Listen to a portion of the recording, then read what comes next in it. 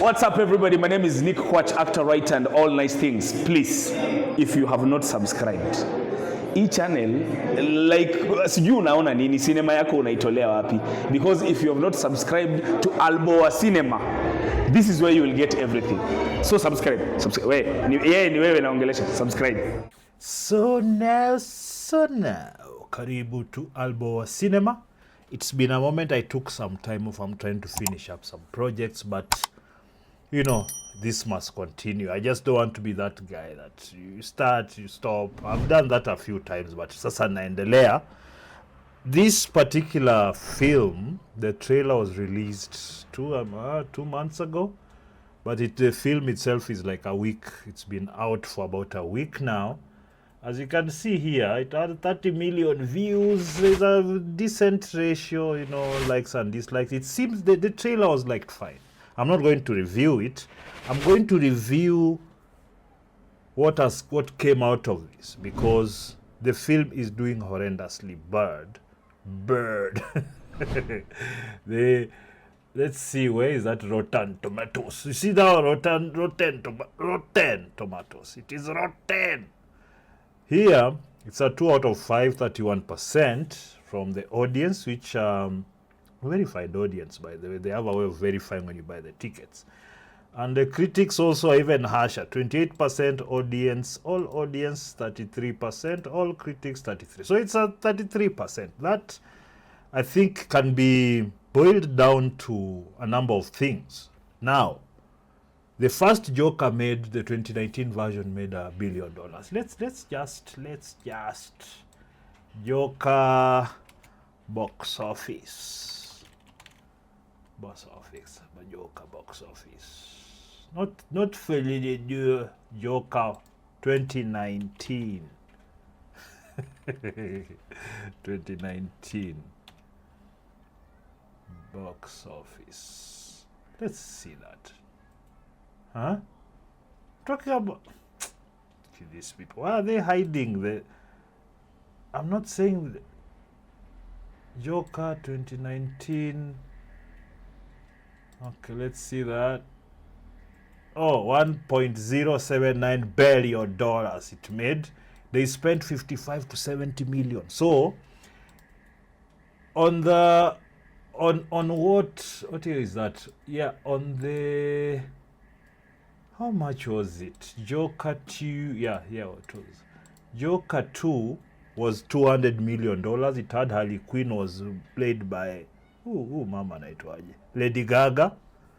And then Joaquin Phoenix, of course, was the Joker. But you know, as opposed to the first one, this was a musical, and apparently people don't like it. And I had a feeling that they were going to go this way, because there was a lot of kind of bad reviews and bad talk from the media that normally pushes these films, primarily because of the people that liked the movie. There's the people that like the movie are the people they like to call all types of names there. You know, they become the moral arbiters. So they call everyone anything they want, even their customers. They're losing them. But that's for another day or another, as I continue to add on that.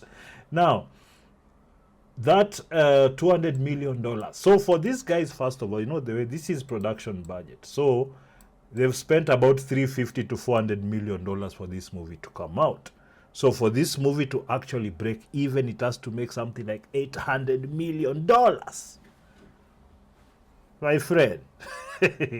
So, you see, this is one of those things, these sequels that they're so easy to do because of the character. First of all, when you hit a home run like that, and then you come out with this weak-ass musical to follow. I mean, this is almost like the arrogance that they've shown for. So it's like they don't know what they are doing, but I know they know what they are doing, because they're able to do, when they want to make a really good movie, they just do. But there's this thing that's hovering over them, this ideology, and this whoever is funding them is making them do some weird things, bringing in Lady Gaga, what she can sing, whatever, but everything she's been in, it's been a failure.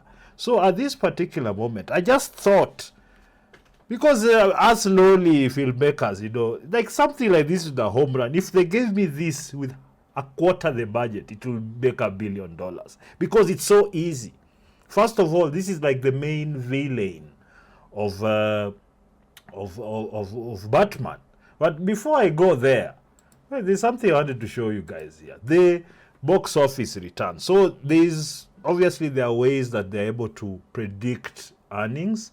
Normally they're pretty close. And on this one they were predicting they're going to make 70 million. They made 40 or 30, is it 37 million 600? That's domestic to America. Of course, it's showing in other places, America, Latin America, Africa, Middle East, all those things. But say places like Middle East, it wouldn't really hit because of the nature of it.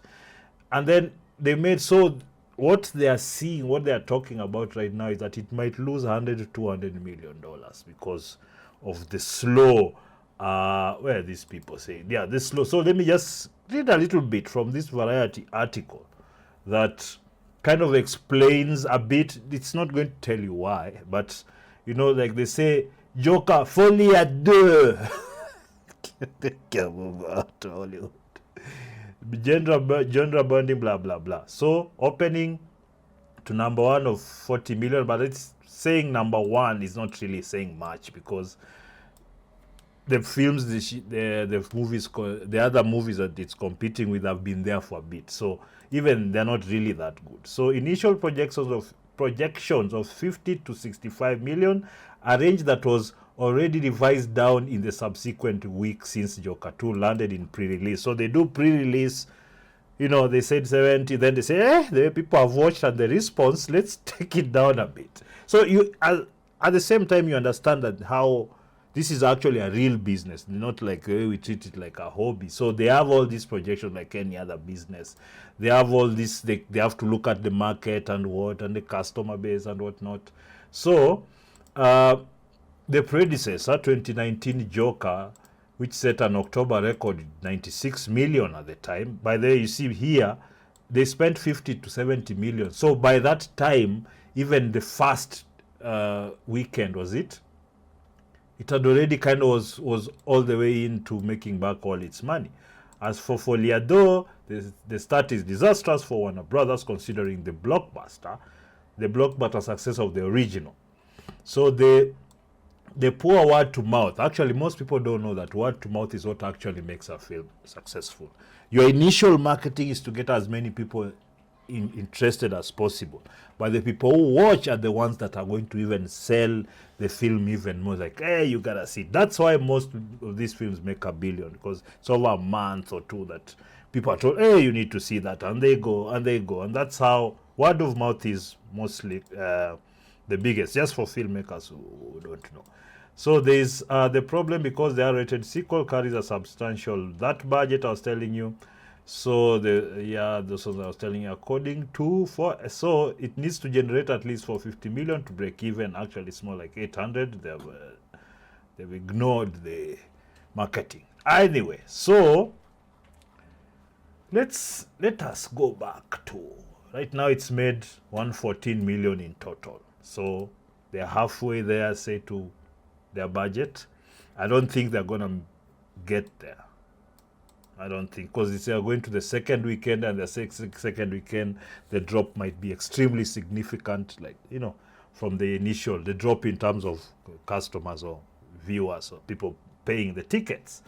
So this is a layup. You know, when you're given a layup, like you're just told, hey, my guy, hey, I'll lay you dunk. Like, it's so easy, because the character of the Joker is kind of the primal villain that Batman fights all. There are many others, but it's kind of, they are touched in this way because of the mind games that they play with each other, or Joker mostly does it. And all they needed to do from the last movie is maybe add the Penguin, who's having a really good series right now. I'll review that later. They needed to add Batman and then just work it. Because this guy's already turned the entire city into his supporters. There's so many ways that he can cause havoc. We have the previous history with the Penguin and, you know, taking over the gangs and what. So that would have set it up so nicely to bring Batman in. And the second billion would have been made without any issues. This doesn't need a rocket scientist or an extremely talented filmmaker or scriptwriter to bring it forth. It was right there. It was sitting right there for this guy to make his villain move next. To basically, maybe they have the fight at the end and he falls in some liquid, and then you can have the third one where he comes back super powered. Like, this is like, what is this that these people try to show you? And that's why actually my video really was my main reason for this video is because a lot of you are taking cues from storytelling from the current breed of Hollywood filmmakers, and I would advise against it strongly, because they're not making a lot of smart decisions, and you don't have the kind of money they have to lose. We can't even get any capital to produce our films. So if you do get some money to make a film, this is not the way. These are not the people. You can look at the technical execution, lighting, effects, costume, relocation. You know, you can look at how they do that, and because the technicians are really the ones who have kind of just helped these people. They go and do the nice color and the nice cinematography and whatnot, and it come out. But people are tired of just all the explosions and the blah blah blah and the razzmatazz. They want a story with it, because they've been able to do this so many times that it's actually quite mind-boggling. Although, personally, I think if you watch this channel, you know exactly why this is happening. They became ideologically possessed. They became ideologically driven, so that now every story has to be have all these ideological persuasions that they want or have. All stories have to do that. And the problem we have with that is that every movie now is becoming an activist movie. But then even the most cringe activism, the most pretentious, the most bullshit kind of activism where everybody's just pretending like their sexuality is everything, and oh, me and my sexual, oh, I'm such a woman, you know, me woman, oh, I'm black woman, oh, I'm a black man, gay and trans and non-binary, like all this nonsense that the world doesn't care about. They're trying to insert in every single thing. On this movie, they totally destroyed the character of Joker. They returned him to the timid person who everybody was taking advantage of, so that they could raise up the character of Harley Quinn, played by your mom, Lady Gaga. So at the end, what you really see in the film, I don't care, it's out there, is the guy gets molested in the Guinea. In the asylum, the asylum that he was actually now in this film is in the asylum, then died at the end. Just that, just destroyed the character totally. For what purpose? Like, if you are saying cash cow, this was a cash cow. It made you $1 billion. Like, anyway, you see, these are just lessons. You know, I don't really care for Warner Brothers if they lose the money. I don't care. That's one less person who would compete with me in the market as I try to produce. But you can see even the biggest people don't make the best decisions. I know some of you look at these numbers, the 100 million or whatnot. This is a failure, especially if you're spending. If somebody gave you $200 million to make a film, would you even finish? You can shoot all across Africa and Europe and America and still. But they are managing to spend that kind of money and produce crap. So it is important for us, as we are trying to tell our own stories, to actually look at just the fundamentals of storytelling. We all know what they are. The kind of villain you create, the kind of hero you create, and what drives them to whatever they do. Those are basics we all have. But we have stories that we can use the structures very well. You don't have to every time you're talking about a movie. You know the lesson, nobody cares. They want to be entertained. The lesson what? Who are you? You're a filmmaker. Be humble, because a lot of us artists don't have this humility. Be humble. You're not more moral than the people who watch your films or want to. You don't know more than them that much. Stop with the arrogance. This is what is happening to this industry, where they're able to spend $200 million on movie and it's a total shit show. You heard? Otherwise, I don't know what you think. This is my take on this. I have to be honest with you. I'm not gonna bother with this film. I don't like musicals. That's the same reason I don't watch Indian movies.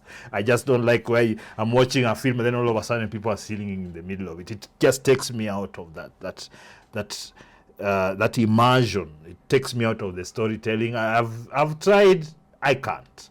But for those who like musicals, maybe if you really don't follow like this kind of movies, maybe to just be a random thing. I don't know if you like it because the story is also pretty weak. But that's that. What do you think? Leave your comment there, like or dislike, or then share. And of course subscribe, because I'm trying to get to 1,000 subscribers, but I start earning my little cent. So at least it stays in that, that state where at least you can get 1,000 subscribers. Nataka nipate before December. Mnaonaje? Siambie wenza wa subscribe huko. Ama vipi?